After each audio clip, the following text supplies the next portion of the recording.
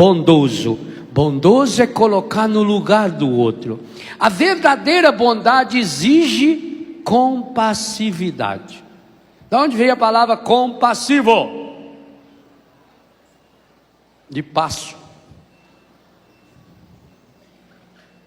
Andar no mesmo passo.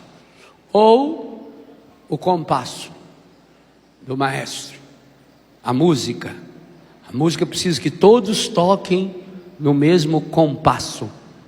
O ritmo, mais do que ritmo, compasso é mais do que ritmo. Dá de marcar o compasso. Tem até uma preinha que vai tec, tec, tec, tec, tec, tec, para você saber se está dentro do tempo. É ao metro?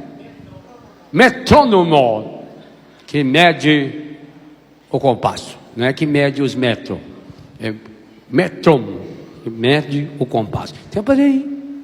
Ou quando a gente aprende a desenhar, pega o compasso, enfia aquele buraquinho, que ele era uma arma perigosa que a gente enfiava nos outros na escola. Depois apanhava.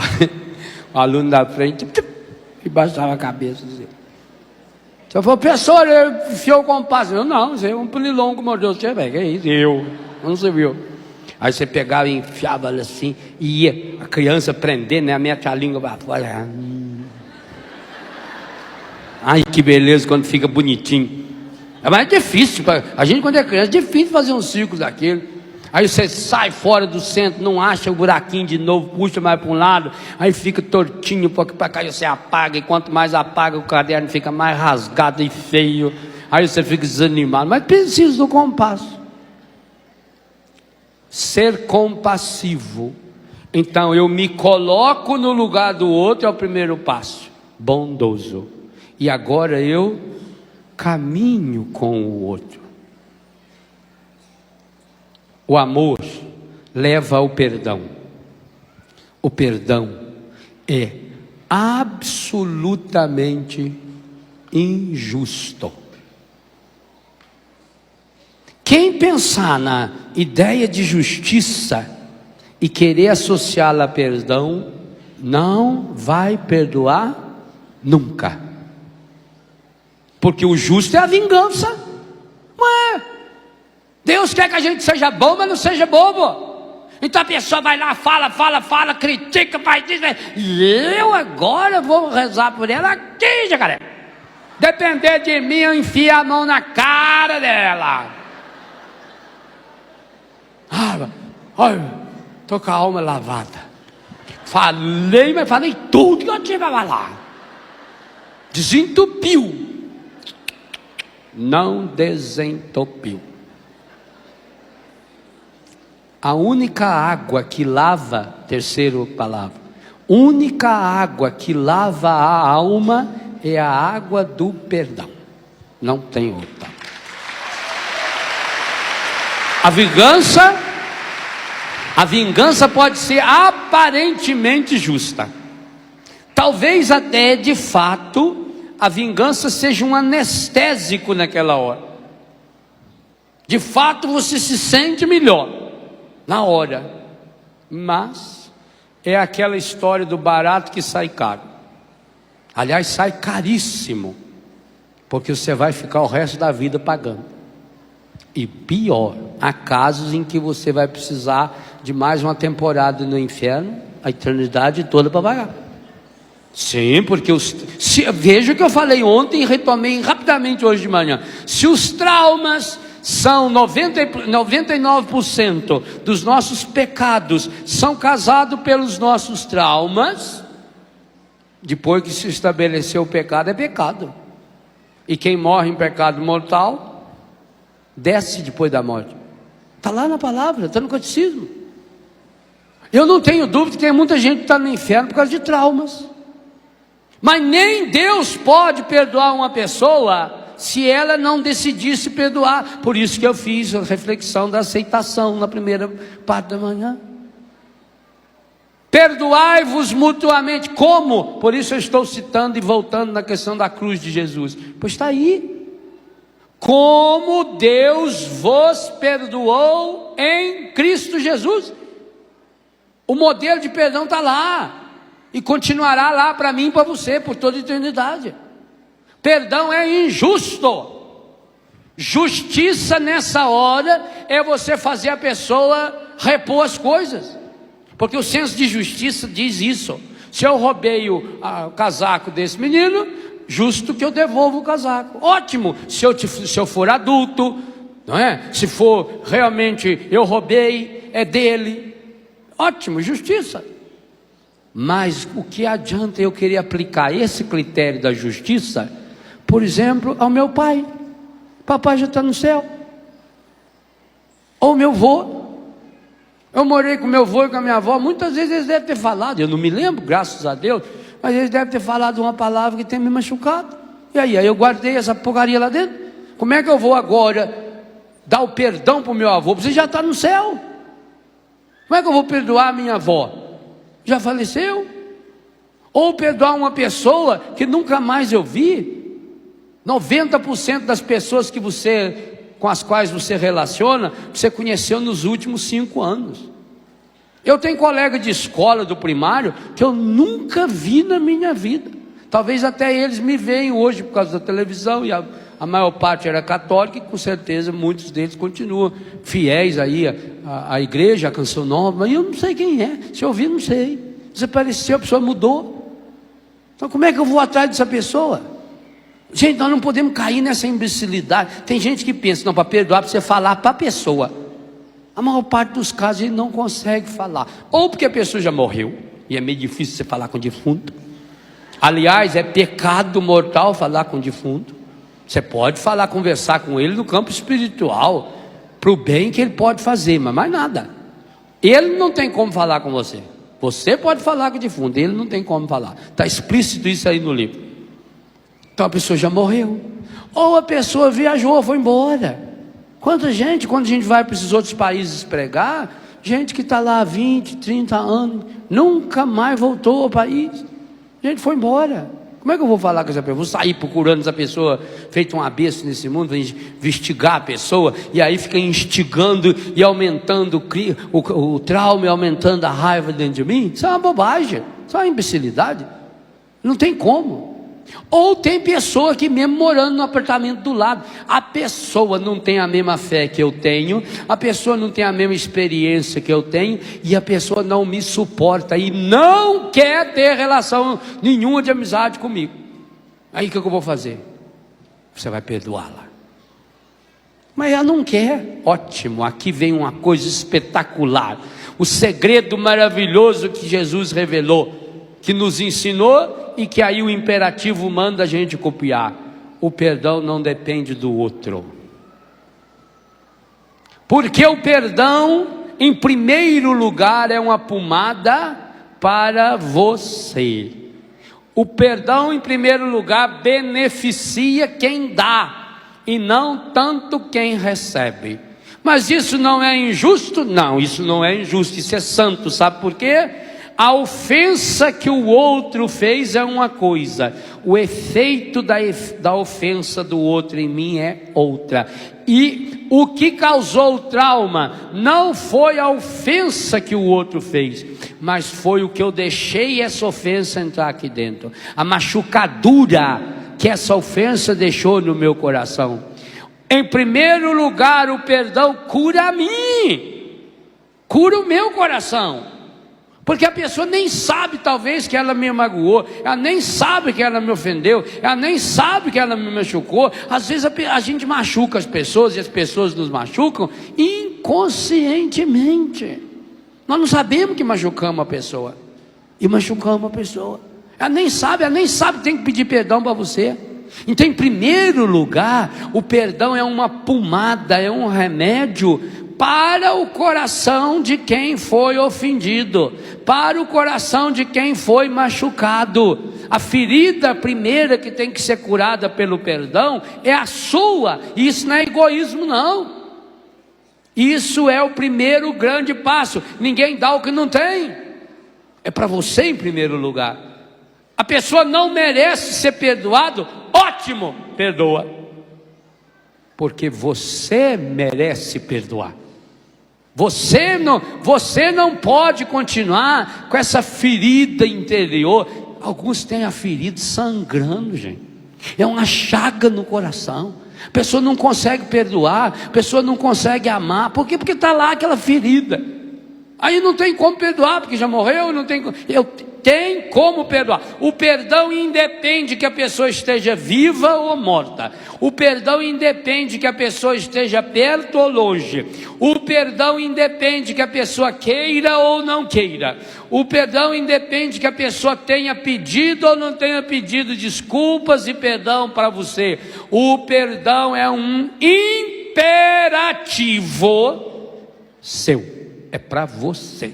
Você tem que decidir. Aí tem uma palavra importante que eu estou usando aqui já várias vezes. O perdão precisa muito mais da vontade, inteligência, do que do desejo.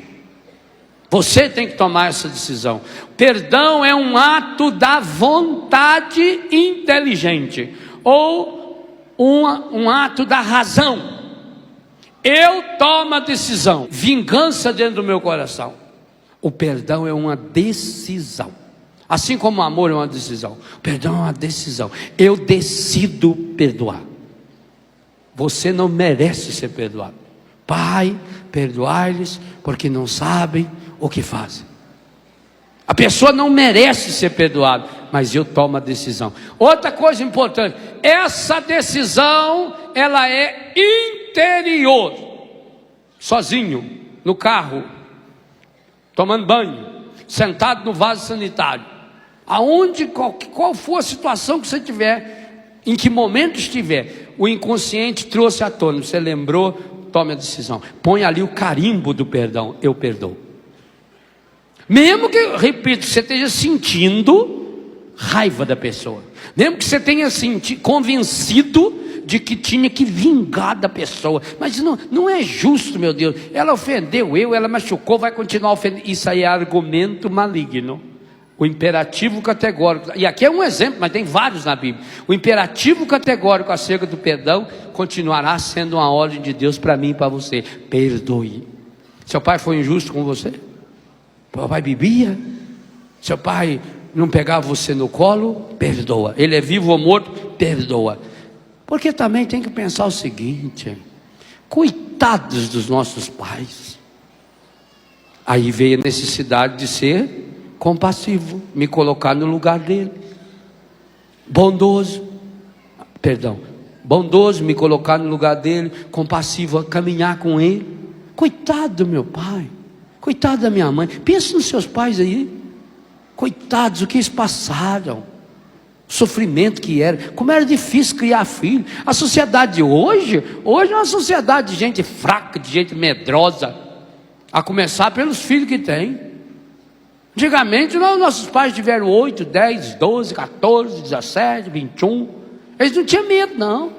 Eles confiavam em Deus. Aquele número de filhos é confiança em Deus. Eles confiavam em Deus, acreditavam em Deus, que Deus ia ajudar. Não, Deus dá a graça. E depois punha os filhos, ensinava os filhos a trabalhar também, que ele não era besta. Se pior andar, já aprende a fazer um subsídio. Já ensinava, e cada filho que nascia era 2 braços a mais para trabalhar. Agora hoje em dia, como os pais não ensinam os filhos, treinam os filhos para ser um bando de vagabundo aí que não faz nada, que fica o dia inteiro só vendo televisão e comprando tênis de R$1.000. Cada filho que nasce é boca a mais, é uma escola a mais. Hoje em dia já tem 2, 3 filhos. Olha para o seu pai. Tem aí pai que teve 8 filhos. Ele teve mais filhos que os netos dele todinho, porque os filhos dele casaram, teve 1, meio, e olha lá. Meio, porque também não se dá inteiro para um filho. Nós criamos uma raça assim, mas pensa no pai e na mãe. Pensa no que eles tinham dentro de casa. Você lembra, sim, porque você estava lá também. Não tinha nada. E lutava e deram conta, e ia atrás e dava um jeito, e vinha a criatividade do pai e da mãe em cortar a roupa dos parentes que morreu para fazer roupa nova para a gente. Ah, como era bom quando morria um tio. Vamos herdar umas roupinhas aí. Sabe aquele tio que morreu? É aquele que tem o pelitoche. Ah, tomara que vim para nós, né? A mãe recortava, nós ia para a festa, para a missa. Podia ter um calorão danado, a gente ia de paletó, é novo? E põe aquele paletó de lã, 40 graus ali, não, tá meio fresquinho, né? O tempo virou só para mostrar o paletó novo. Novo nada, era do tio falecido. Ah, como era bom. Então pensa, o seu pai e sua mãe sofreram muito. Eu vou dizer uma coisa para você, quando a pessoa vem conversar comigo, eu nunca consegui entender até hoje como é que alguém tem trauma do pai e da mãe. A não ser que tivesse sido um carrasco, que graças a Deus eu nunca conheci. Não entra. Para mim, a maior parte desses casos aí é frescura. É pessoa que não tem o que fazer. Aí fica fuçando. Acha um serviço, mas vai trabalhar um pouco. Vai ajudar na PAI, vai ajudar no hospital, gasta sua vida numa coisa que presta. Você fica pensando muito em si mesmo. Fica entortando dentro do seu coração. Isso é uma bobagem. Vou ter trauma do pai e da mãe, que lutaram tanto, fizeram o possível e o impossível. Quanto sua mãe sofreu na gravidez, no parto. Antigamente o parto era feito em casa, com parteira, não tinha recurso nenhum, nada, nem técnica, não tinha nada. Mulher tinha que ir lá, traz uma bacia d'água e fica molhando aquela toalha, enrola na boca dela, ela mordia, toalha.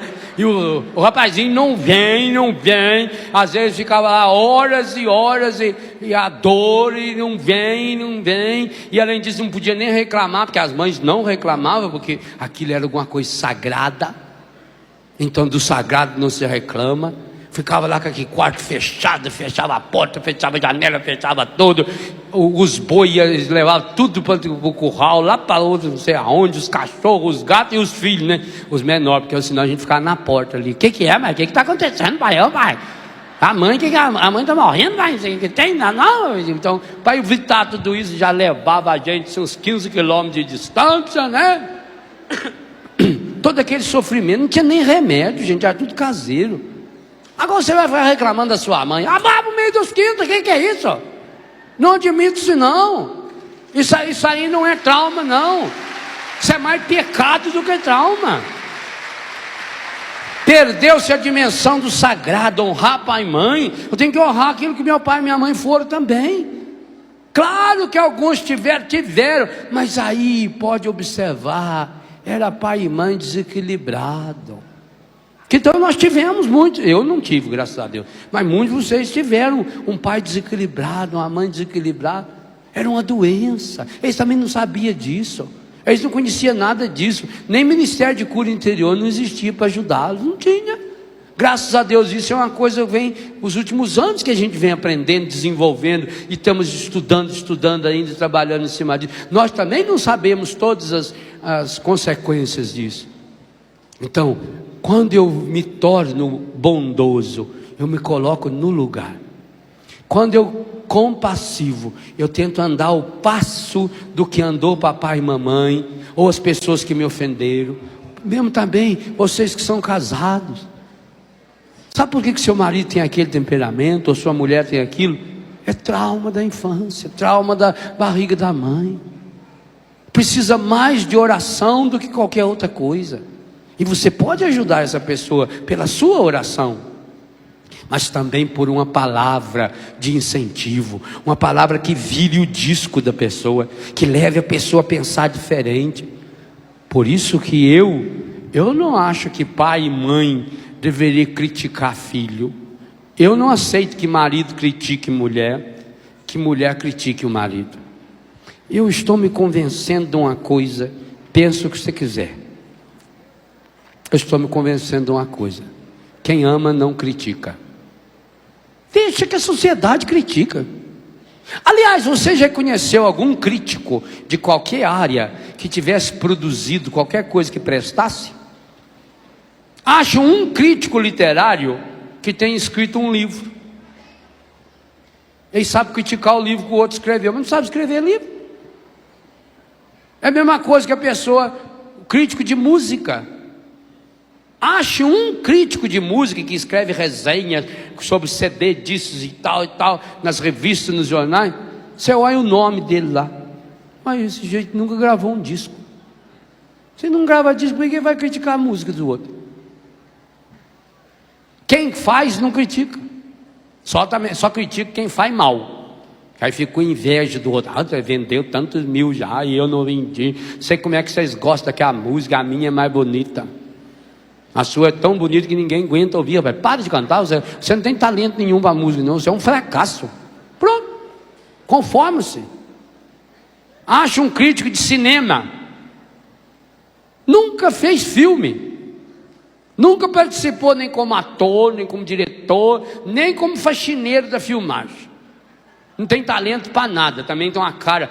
Tem um no Brasil mesmo que tem uma cara que Deus o livre, pôs no cinema. Ele servia bem para substituir o Zé do Caixão. Não, esse espírito de crítica não é de Deus, não.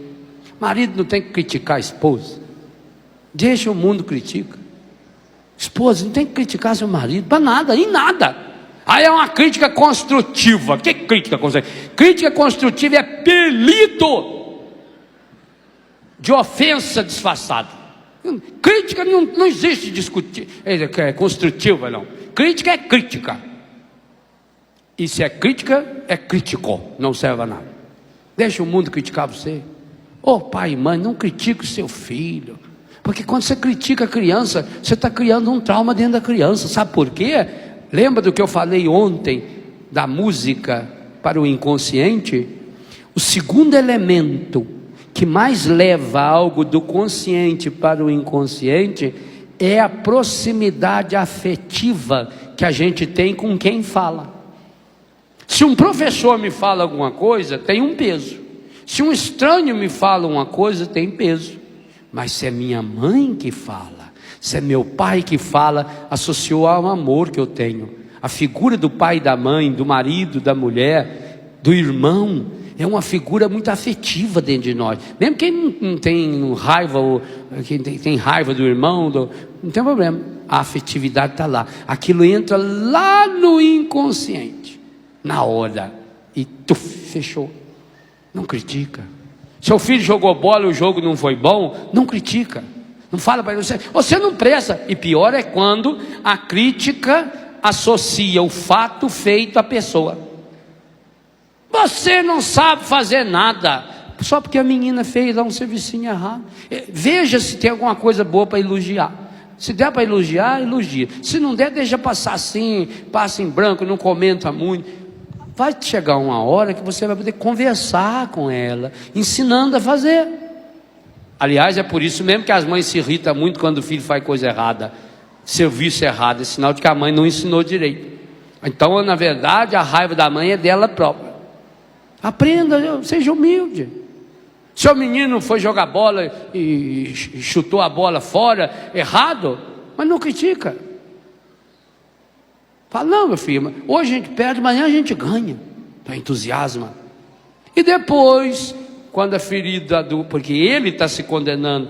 Ninguém condena mais um moleque de ter feito um chute errado e não ter feito o gol do que ele mesmo. Então, deixa amenizar, deixou passar, para não ter perigo criar trauma.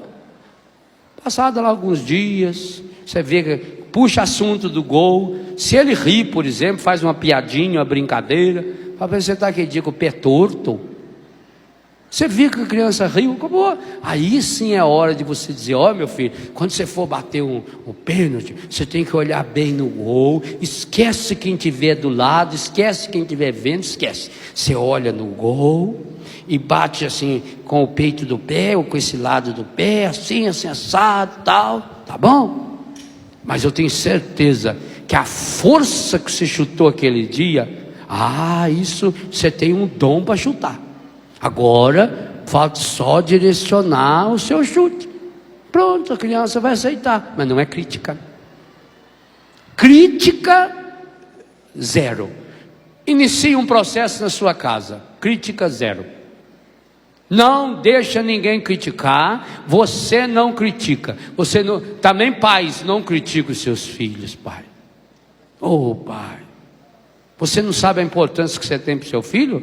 Se você sabe, então, sua palavra tem peso. Pai e mãe não deve criticar filho. Não deve deixar que critique também. Meu pai falava isso. Como é que vem alguém dentro da minha casa? Ele não aceitava. alguém vem na casa dele reclamar do filho dele. Isso é um desrespeito? E ele de fato é. A crítica não leva ninguém. Jesus não criticou nem aqueles que estavam matando-o. Pai, perdoa-lhes, não sabem o que fazem. Foi a desculpa que Jesus deu. Parece até uma desculpa esfarrapada, mas foi a desculpa de Jesus para ensinar a gente: perdoai-vos uns mutuamente, assim como o Pai vos perdoou em Cristo. Pai santo, Pai querido, Pai amado, sua palavra ordena-me de modo imperativo que eu seja bondoso, compassivo e perdoe todos aqueles e todas aquelas, e cada um daqueles, cada uma daquelas que me ofenderam, que me machucaram, que me prejudicaram, levando-me aos traumas de vida e de morte. Eu suplico ao Pai a força do Espírito Santo para vir ao encontro da minha fraqueza, ao encontro das minhas limitações nessa área. Pai Santo, é muito difícil perdoar. Muitas e muitas vezes, Pai, parece que perdoar é ser fraco, é aceitar a injustiça. Eu tenho muita dificuldade para perdoar, Pai, principalmente aquelas pessoas próximas a mim, que me ofenderam, me machucaram, meus pais, meus irmãos, meu marido, minha esposa, meus filhos. Para mim é muito difícil perdoar essas pessoas, porque eu até pensava, se fosse alguém estranho que fizesse isso, mas logo essa pessoa. Mas se fosse alguém estranho, de fato, não teria o mesmo peso. O que está machucando é pelo fato dessa pessoa ser próxima. O que machuca é de fato a intimidade com essa pessoa, principalmente a intimidade que se estabeleceu no inconsciente. Pai Santo, Pai querido, Pai amado, ajuda-me a perdoar, ensina-me a perdoar. Eu quero perdoar, eu tomei a decisão de perdoar. Ajuda-me a perdoar, ensina-me a perdoar. Vai imaginando a pessoa, principalmente aquelas que mais machucaram a sua alma. Eu preciso, eu necessito perdoar. Na verdade, eu nem quero perdoar. Eu sinto que a pessoa não merece meu perdão, mas a sua palavra não me oferece alternativa. Então eu decido. Declare o perdão. Aliás, fale com a voz, mede a voz. Tome a decisão de perdoar, fala: eu perdoo. Eu não estou ouvindo, não. Isso, eu perdoo de todo o coração cada uma das pessoas que me ofenderam, cada pessoa que me machucou. Eu perdoo de coração as pessoas que me provocaram traumas inconscientes, quando eu estava ainda na barriga da minha mãe, quando eu nasci, na minha infância, na minha adolescência, na minha juventude, na idade adulta. Eu perdoo, eu tomo a decisão de perdoar. Eu perdoo essas pessoas que já morreram. Lembra agora dos falecidos? Eu perdoo de coração todo o mal que essa pessoa me fez. Eu perdoo. Não obstante o meu sentimento de revolta, o meu sentimento de raiva, meu sentimento de angústia, o meu desejo de vingança, eu perdoo de coração. Põe a mão no seu coração, sela esse momento. Pai Santo, Pai querido, Pai amado, Espírito Santo de Deus, Jesus, abençoa-me. Eu me abençoo em nome do Pai, do Filho, do Espírito Santo. Aqui, só no coração. Eu me abençoo em nome do Pai, do Filho, do Espírito. Mesmo que seja breve o existir neste mundo, o tempo de Deus é para sempre. Eu vou viver a vida eterna. Eu vou viver, o tempo de Deus é para sempre.